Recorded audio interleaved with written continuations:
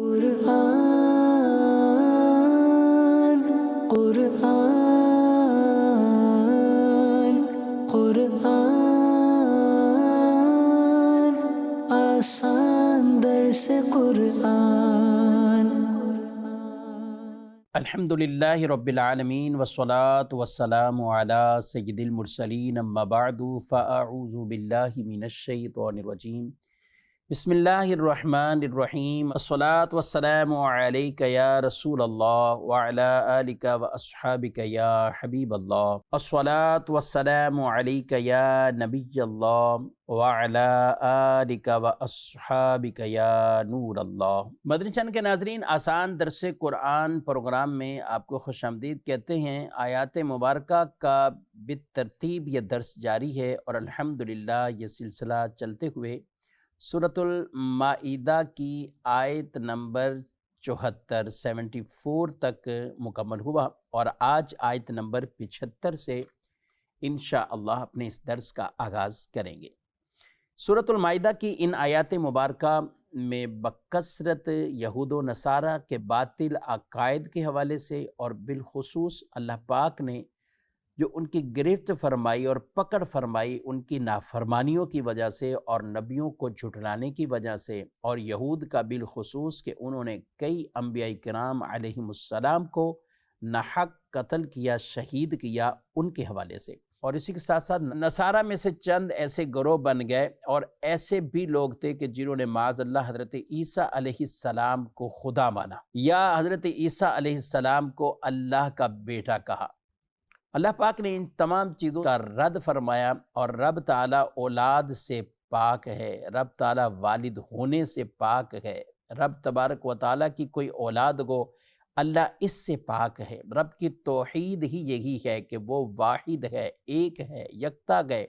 بے نیاز ہے، نہ وہ پیدا ہوا، نہ اس کی کوئی اولادیں ہیں، اور نہ اس کی کوئی برابری کا ہے۔ اور حضرت عیسیٰ علیہ السلام کے حوالے سے نصارہ میں سے گروہ ایسے کہ جو اس میں پڑ گئے اور بعد اللہ ان کو خدا ماننے لگے، تو ان کا رد فرمایا گیا پچھلی آیات مبارکہ میں بھی، اور یہ آیت نمبر 75 سے بھی انہی کے اس باطل عقیدے کا وہ رد کیا جا رہا ہے۔ اللہ پاک ارشاد فرماتا ہے،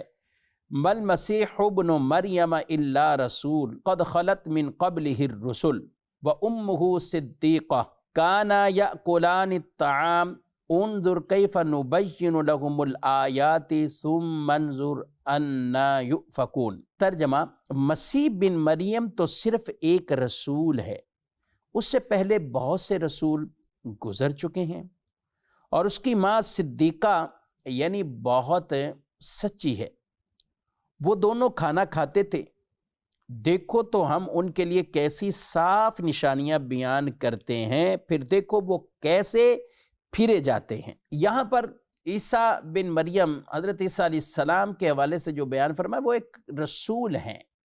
یعنی جیسے پہلے رسول دنیا میں آئے وہ بھی رسول ہیں عیسیٰ علیہ السلام، اور رسول کو اللہ پاک نے جو معجزات عطا کیے ہیں وہ ان رسول کے نبی ہونے کی، رسالت کی تو دلیل ہے، لیکن وہ یہ نہیں کہ معجزات معاذ اللہ ان کے خدا ہونے کی دلیل ہے۔ اور فرمایا پہلے بھی رسول آئے، تو جب پہلے بھی رسول آئے جو دنیا میں، تو ان کے معجزات خدا بننے کی دلیل نہ بنے تو یہ کیسے بن سکتے ہیں؟ تو یہ بھی دلیل نہیں ہے۔ پھر یہ بھی ارشاد فرمایا کہ ان کی ماں سچی، بہت سچی۔ آگے علامتیں بیان کی، کانا یاکلان الطعام، وہ دونوں کھانا کھاتے ہیں، یعنی ایک نشانی اور علامت کے عیسیٰ علیہ السلام بھی کھانا کھاتے ہیں، ان کی والدہ بھی کھانا کھاتی۔ تو جو کھانا کھائیں اور کھانے کی طرف محتاج ہوں وہ خدا نہیں ہو سکتے، خدا ان چیزوں سے پاک ہے، بے نیاز ہے، اور یہ بھی ایک علامت اور ایک نشانی بیان فرمائی۔ اور پھر یہ فرمایا کہ اتنی چیزیں ہم یہ کھول کھول کر بیان کر رہے ہیں، پھر بھی اس چیز کو نہیں مانتا ہے تو یہ اس کا مقدر ہے۔ اور ایسے کئی لوگ تھے کہ جنہوں نے معاذ اللہ ایسے باطل عقائد حضرت عیسیٰ علیہ السلام کے بارے میں غلو سے ایسا کام لیا کہ وہ دائرہ اسلام سے خارج ہو گئے اور وہ شرک کے اندر مبتلا ہو گئے۔ قُلْ أَتَعْبُدُونَ مِن دُونِ اللَّهِ مَا لَا يَمْلِكُ لَكُمْ ضَرًّا وَلَا نَفْعًا وَاللَّهُ هُوَ السَّمِيعُ الْعَلِيمُ۔ تم فرماؤ، کیا تم اللہ کے سوا اس کی عبادت کرتے ہو جو نہ تمہارے نقصان کا مالک ہے اور نہ نفع کا، اور اللہ ہی سننے والا جاننے والا ہے۔ یہاں یہ بیان فرمایا کہ تم کیا اس کی عبادت کرتے ہو جو نہ نفع اور نہ نقصان کا مالک ہے۔ یاد رکھیں کہ نفع اور نقصان کا بذات مالک وہ صرف اللہ کی ذات ہے، اور جو نفع اور نقصان کا بذات مالک ہے وہی عبادت کے لائق ہوگا۔ تو اللہ کی عبادت کی جائے گی، اللہ کے سوا کسی کی عبادت نہیں کی جائے گی۔ عیسیٰ علیہ السلام بھی بذات نفع نقصان کے مالک نہیں، لیکن اللہ پاک نے انہیں جو طاقتیں عطا فرمائی، اور اللہ اپنے پیاروں کو یہ طاقتیں اور شانیں عطا فرماتا ہے۔ عیسیٰ علیہ السلام اندھے کو آنکھیں دے رہے ہیں، جو مر گیا ہے اور مردہ ہے اس کو زندہ کر رہے ہیں، یعنی ان کی یہ شان ہے۔ مٹی کے پرندے بناتے ہیں اور وہ پرندے اڑنے لگ جاتے ہیں، اس میں اللہ ایسی روح ڈال دیتا ہے، تو یہ ان کی شان تھی حضرت عیسیٰ علیہ السلام کی۔ لیکن فرمایا یہ سب اللہ کی عطا سے، تو نفع اور نقصان پہنچانے کا جو بذات مالک ہو، حقیقی طور پر کسی کا محتاج نہیں، عبادت اس کی جائے گی، وہ معبود ہے اور وہ اللہ کی ہی ذات ہے، اس کے علاوہ کوئی نہیں، اس کے علاوہ کوئی نہیں ہے۔ تو حضرت عیسیٰ علیہ السلام جو سارے معجزات دکھاتے تھے تو وہ اللہ کے اذن سے، اللہ کسی کا محتاج نہیں، سارے نبی، فرشتے، اولیاء سب کے سب اللہ کی بارگاہ کے محتاج ہے، رب کسی کا محتاج نہیں۔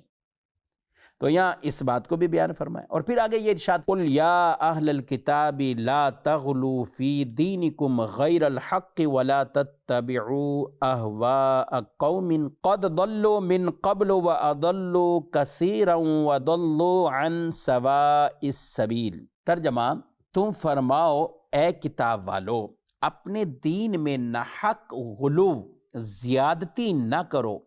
اور ان لوگوں کی خواہشات پر نہ چلو جو پہلے خود بھی گمراہ ہو چکے ہیں اور بہت سے دوسرے لوگوں کو گمراہ کر چکے ہیں اور سیدھی راہ سے بھٹک چکے ہیں، سیدھی راہ سے بھٹک چکے ہیں۔ یہاں تمام اہل کتاب کو کہا ہے غلو سے تم بچو، دین کے معاملے میں غلو نہ کرو، زیادتی ایسی نہ کرو۔ اچھا، یہود کی یہ زیادتی تھی کہ وہ حضرت عیسیٰ علیہ السلام کی سرے سے نبوت کا انکار کر دیا، ان پر ایمان نہیں لائے، یہ یہود نے کیا۔ اور نصارہ کے اندر یہ کہ وہ اتنا غلو کیا، اتنی زیادتی کی کہ وہ حضرت عیسیٰ علیہ السلام کو خدا مان کے بیٹھ گئے معاذ اللہ۔ تو ایسے غلو نہ کرو، اور نہ اپنے ابا و اجداد کے اس طریقے پر چلو کہ جو خود بھی گمراہ ہوئے، دوسروں کو بھی جنہوں نے گمراہ کیا۔ اب یہ یہود بھی اور نصارہ بھی۔ یہود میں یہ کہ جنہوں نے انبیاء کو شہید کیا اور پھر حضرت عیسیٰ علیہ السلام کی نبوت پر ایمان نہ لائے، تو فرمایا کہ تمہارے آباء و اجداد میں اگرچہ ایسے ہوں ان کی پیروی نہ کرو۔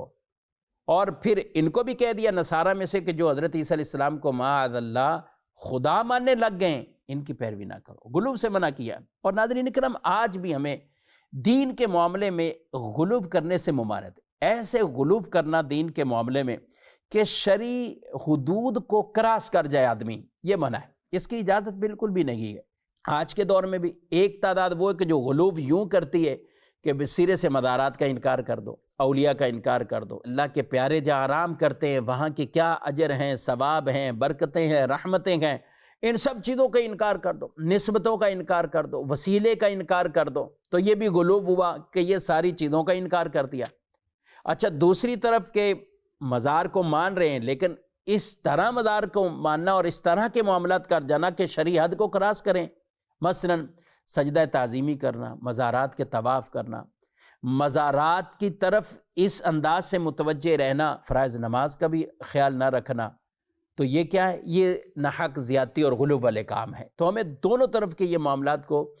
دیکھنا ہوگا۔ جو ان چیزوں کا انکار کر دیں کہ جو باقاعدہ شرعاً ثابت ہیں وہ بھی غلط، اور جو ان چیزوں میں اتنا مبتلا ہو جائیں کہ ایک مستحب پر عمل کرنے کی وجہ سے ان کے فرائض واجبات چھوٹ رہے ہوں،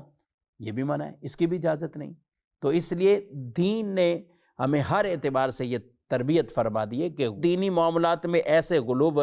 وہ کرنے کی گنجائش نہیں۔ آگے ارشاد فرمایا لعن الذین کفروا من بنی اسرائیل علی لسان داود وعیسی بن مریم ذالک بما عصوا وکانوا یعتدون۔ بنی اسرائیل میں سے کفر کرنے والوں پر داؤد اور عیسیٰ بن مریم کی زبان پر سے لعنت کی گئی ہے۔ یہ لعنت اس وجہ سے تھی کہ انہوں نے نافرمانی کی اور وہ سرکشی کرتے رہتے تھے، وہ سرکشی کرتے رہتے تھے، نافرمانی اور سرکشی۔ حضرت داؤد علیہ السلام نے جو لعنت کی تھی اور دعائے ضرر اور بد دعا کی تھی ان لوگوں کے لیے کہ جن کو ہفتے کے دن شکار کا منع کر دیا گیا تھا، لیکن پھر بھی وہ کرنے لگے، انہوں نے کوئی اور ہیلا نکال لیا، حالانکہ اس سے منع کیا ہوا تھا شکار سے، لیکن انہوں نے شکار جیسی ہی صورت اختیار کی تو ان کی شکلیں تبدیل ہو گئی، حضرت داؤد علیہ السلام کی لعنت ہوئی تو۔ اور حضرت عیسیٰ علیہ السلام پر اللہ پاک نے جو وہ دسترخوان اتارا اور یہ سب چیزیں، اور ان کو منع کر دیا گیا تھا کہ ذخیرہ نہیں کرنا، تو وہ لوگ جو ذخیرہ بھی کیا اور حضرت عیسیٰ علیہ السلام پر ایمان نہ لائے، ان کی بھی شکلیں بدل گئیں، بندر بن گئے۔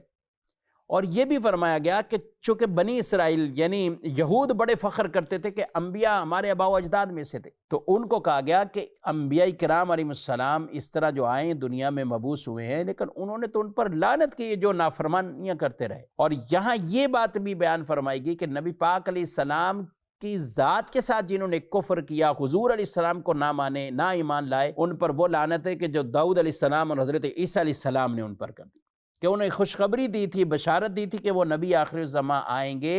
تم نے ان پر ایمان لانا ہے، اور وہ نہیں لائے، تو یہ یوں لعنت کے حقدار بنے۔ تو یوں رسول اللہ صلی اللہ علیہ وسلم کو اللہ پاک نے اس آیت مبارکہ میں ایک طرح کی تسلی بھی دی کہ یہ یہود کے جو معاملات ہیں یہ شروع سے ہی ایسے ہی ان کے معاملات کے، یعنی یہ کئی طرح کی نافرمانیاں اور سرکشی کے معاملات کرتے رہے، جس کی وجہ سے پھر سزاؤں میں بھی مبتلا ہوئے۔ آگے ارشاد فرمایا کانوا لا یتناہون عن منکر فعلوہ لبئس ما کانوا یفعلون، وہ ایک دوسرے کو کسی برے کام سے منع نہ کرتے تھے جو وہ کیا کرتے تھے، بے شک یہ بہت ہی برے کام کرتے تھے۔ اب یہاں جو بات بیان فرمائے کہ جو برے کام کر رہا تھا ان کو منع نہیں کرتے تھے۔ یہ ایک روایت میں یہ فرمایا گیا کہ یہود کے جو علماء تھے یہ لوگوں کو پہلے منع کرتے تھے کہ یہ نہ کرو، یہ نہ کرو، یہ نہ کرو، جب وہ باز نہ آئے تو یہ بھی ان کے ساتھ شامل ہو گئے، یعنی کھانے پینے میں، دعوتوں میں، ہر چیز میں یہ ان کے ساتھ رہتے، اٹھتے بیٹھتے، تو یوں ان پر یہ لعنت کی گئی سب پر کہ یہ برے کام سے بھی روکتے نہیں تھے، برے کام سے بھی نہیں روکتے تھے۔ تو حضرت داؤد علیہ السلام اور حضرت عیسیٰ علیہ السلام ان کی زبان سے ان پر یہ لعنت جاری کی گئی اور یہ فرمایا گیا۔ یاد رکھیں ناظرین کرام، یہ شریعت کا حکم ہے کہ جب برائی دیکھو تو برائی سے منع کرو، اگر طاقت ہے منع کرنے کی، روکنے کی، پھر بھی آدمی نہ روکے تو وہ گناہ گار ہوگا۔ ہر اعتبار سے احکامات مختلف ہو سکتے ہیں، ایک مسجد کا امام ہے اور ایک عام نمازی، عام نمازی کتنا روک سکتا ہے اس کو پتہ ہے، مسجد کا امام کسی کو دیکھ رہا ہے اور روک سکتا ہے اور روکنے پر قادر ہے تو اس کے لیے حکم وجوب کا آ جائے گا۔ اچھا بعض اوقات پھر اساتذہ، اچھا پیران اعظام، گدی نشین، ایسے لوگ کہ جو روکیں اور سامنے والا رک جائے گا، کیونکہ وہ تو ان کی عقیدت میں ہے، اعتقاد میں ہے، یعنی وہ روکیں گے تو رک جائے گا۔ تو اب بھی اگر اپنے مریدین کو، اپنے متعلقین کو گناہ کے کام سے نہ روکنا تو یہ ترک واجب کر کے خود گناہ گار ہو جائے گا، چاہے وہ بہت بڑا کوئی عالم ہو، چاہے وہ بہت بڑا کوئی پیر ہو، چاہے وہ بہت بڑا کوئی گدی نشین ہو، کوئی بڑے منصب والا کیوں نہ ہو۔ اور یہ اس کا اصول یہ ہے کہ منع کرنے کی آپ کو طاقت موجود ہے۔ اچھا نہیں ہے قدرت، طاقت ہے تو پھر دل میں تو برا جانے، یعنی ایسا نہیں ہے کہ دل میں بھی برا نہ آدمی جانے۔ اور آج کل ایسا ہے کہ گناہ دیکھتے ہوئے بھی انسان کتنی ضعف ایمانی والا معاملہ ہوگا کہ دل میں بھی برا نہیں جانتا، دل میں بھی نہیں جانتا۔ اللہ کے لیے سلیم عطا فرمائے۔ قبلہ شیخ طریقت امیر اہل سنت دامت برکاتہ عالیہ کی بڑی پیاری ہی کتاب نیکی کی دعوت، یہ کتاب ہی پوری اسی بات پر یہ مشتمل ہے، یہ خود بھی پڑھیے، اپنے گھروں میں بھی رکھیے، اور نیکی کی دعوت دینے اور اس فریضے کے لیے اور اس اہم کام کے لیے کتنے ثواب کا کام ہے، برائی سے منع کرنا یہ بھی خود ایک ثواب کا کام ہے، اور اس کے واقعات، حکایات بہت کچھ اس میں موجود ہے، اس کو پڑھیے تو انشاءاللہ اس ٹاپک کے حوالے سے بہت آپ کو علم سیکھنے کو ملے گا۔ اگلی آیت میں اللہ پاک ارشاد فرماتا ہے تَرَى كَثِيرًا مِّنْهُمْ يَتَوَلَّوْنَ الَّذِينَ كَفَرُوا لَبِئْسَ مَا قَدَّمَتْ لَهُمْ أَنفُسُهُمْ أَن سَخِطَ اللَّهُ عَلَيْهِمْ وَفِي الْعَذَابِ هُمْ خَالِدُونَ۔ ترجمہ، تم ان میں سے بہت سے لوگوں کو دیکھو گے کہ کافروں سے دوستی کرتے ہیں تو ان کی جانوں نے ان کے لیے کتنی بری چیز آگے بھیجی کہ ان پر اللہ نے غضب کیا اور یہ لوگ ہمیشہ عذاب ہی میں رہیں گے، یہ لوگ ہمیشہ عذاب ہی میں رہیں گے۔ یہ آیت مبارکہ منافقین کے حوالے سے بھی نازل ہوئی، اور اس میں شان نزول یہ بھی بیان کیا گیا، کعب بن اشرف یہودی جو تھا، یہ اور اس کے اور کئی لوگ مل کر یہ مکے کے مشرکین کے پاس گئے کہ ہم تمہاری مدد کریں گے، تمہارے ساتھ ہیں، اور تم رسول اللہ صلی اللہ علیہ وسلم کے ساتھ لڑائی کرو، جنگ کرو۔ یہ اس میں ناکام ہوئے، لیکن ان کا جو معاملہ تھا، انہوں نے وہاں جا کر یہ لڑائی کے لیے مشرکین مکہ کو ابھارا، اس پر یہ آیت مبارکہ۔ پھر کچھ منافقین ایسے کہ جو ان کے ساتھ ہی دوستیاں کرنے والے، مشرکین کے ساتھ بھی دوستیاں کرنے والے، تو اللہ پاک نے فرمایا ترا کثیرا منہم یتولون الذین کفروا، آپ دیکھیں گے بہت سے لوگوں کو جو کافروں سے دوستیاں کرتے ہیں، ان سے محبتیں کرتے ہیں۔ آج بھی یہ یاد رکھیں میرے بھائیوں، قرآن کا ہمیں حکم ہے، اور جگہ بجگہ اور بھی کئی آیتیں مبارکہ کہ جنہوں نے تمہارے دین کو مذاق بنا لیا، تم ان کے ساتھ دوستیاں کرتے ہو، ہرگز دوستی نہ کرو، یہود و نصارہ سے دوستیاں نہ کرو۔ بعض چیزیں ایسی ہوتی ہیں کہ جن کو معاملات کی حد تک شریعت اجازت دیتی ہے، مثلا اگر کوئی غیر مسلم سے خرید و فروخت کر رہا ہے، چیز لے رہا ہے، دے رہا ہے، بیچ رہا ہے، خرید رہا ہے، ٹھیک ہے، یہ اس حد تک بزنس سے اجازت ہے۔ لیکن اگر اس کی حدود ایسی کراس کرتا ہے کہ بزنس سے بات آگے دوستی تک جاتی ہے، آنا جانا اٹھنا بیٹھنا، اور یہ دعوتیں شروع، تحفے تحائف شروع، لین دین شروع، یعنی بزنس سے ہٹ کے یہ معاملہ شروع، یہ جائز نہیں۔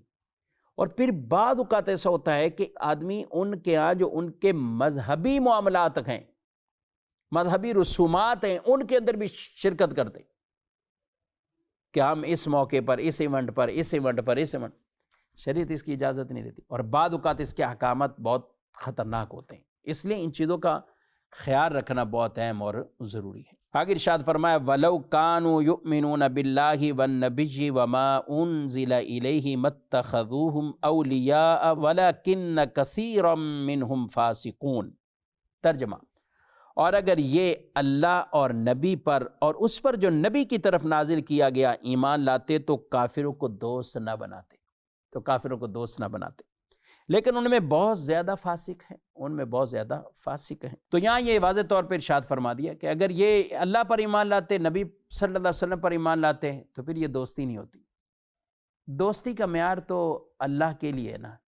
کسی سے محبت اللہ کے لیے، بغض اللہ کے لیے۔ تو صحابہ کرام علیہ رضوان حضور علیہ السلام پر ایمان لائے تو پھر انہوں نے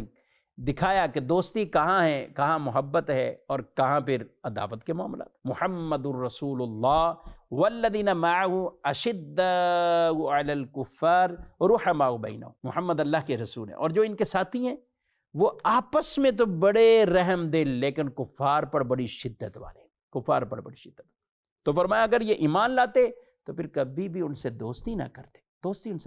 اگلی آیت میں فرمایا لَتَجِدَنَّ أَشَدَّ النَّاسِ عَدَاوَةً لِّلَّذِينَ آمَنُوا الْيَهُودَ وَالَّذِينَ أَشْرَكُوا وَلَتَجِدَنَّ أَقْرَبَهُم مَّوَدَّةً لِّلَّذِينَ آمَنُوا الَّذِينَ قَالُوا إِنَّا نَصَارَىٰ ذَلِكَ بِأَنَّ مِنْهُمْ قِسِّيسِينَ وَرُهْبَانًا وَأَنَّهُمْ لَا يَسْتَكْبِرُونَ۔ ترجمہ، ضرور تم مسلمانوں کا سب سے زیادہ شدید دشمن یہودیوں اور مشرکوں کو پاؤ گے۔ مسلمانوں کا جو سب سے بڑا دشمن یہود اور مشرک، اور ضرور تم مسلمانوں کی دوستی میں سب سے زیادہ قریب ان کو پاؤ گے جو کہتے ہیں ہم نصارہ ہیں۔ یہ اس لیے کہ ان میں علماء اور عبادت گزار موجود ہیں اور یہ تکبر نہیں کرتے۔ یہاں ایک پس منظر ہے اس آیت مبارکہ کا، جس کو پہلی ہجرت جسے کہا گیا، کہ کچھ لوگ مکہ سے جو باقاعدہ ہجرت کر کے حبشہ پہنچے، وہاں نجاشی بادشاہ تھا، کچھ تحفے تحائف لے کر مشرکین وہاں پہنچے کہ دیکھیں ہمارے علاقے میں ایک جنہوں نے نبی ہونے کا دعویٰ کیا ہے، یہ ان کے ماننے والے ہیں اور یہ آپ کے ملک میں آ گئے ہیں، آپ یہ تحفے تحائف لیں، ان کو ہمارے حوالے کر دیں۔ اس نے کہا میں ایسے نہیں کروں گا، پہلے میں ان سے بات کروں۔ تو جب اس نے بات کی مسلمانوں سے تو حضرت عیسیٰ علیہ السلام کے بارے میں کیا کہتے ہو؟ تو انہوں نے کہا کہ وہ کلمت اللہ ہیں، روح اللہ ہیں، مریم کے بیٹے ہیں، اور بی بی مریم کنواری تھیں، یہ ساری چیزیں بیان کی۔ تو انہوں نے کہا کہ تمہارے نبی نے تو بالکل اسی طرح ہی بیان کیا، یعنی جیسے ہمارا عقیدہ ہے اور سب ٹھیک ہے۔ تو کہا قرآن پاک میں کچھ نازل ہوا ہے تو ہمیں سناؤ۔ تو نجاشی بادشاہ کو حضرت جعفر بن ابی طالب، انہوں نے سورہ مریم نازل ہوئی تھی تو یہ سورہ مریم سنائی۔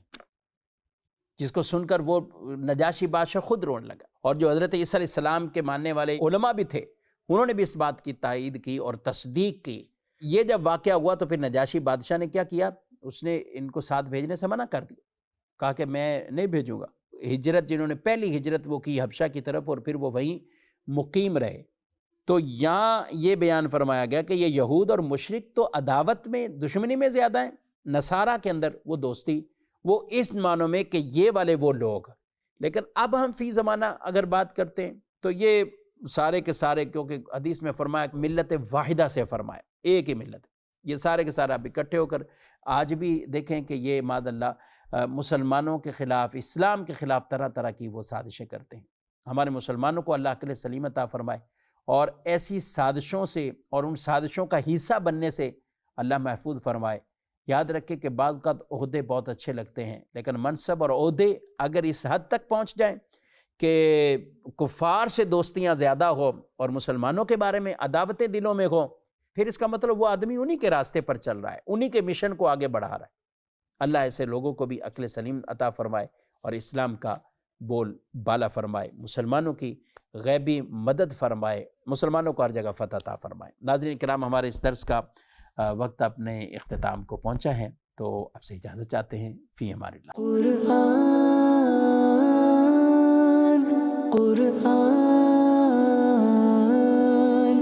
قرآن آسان درس قرآن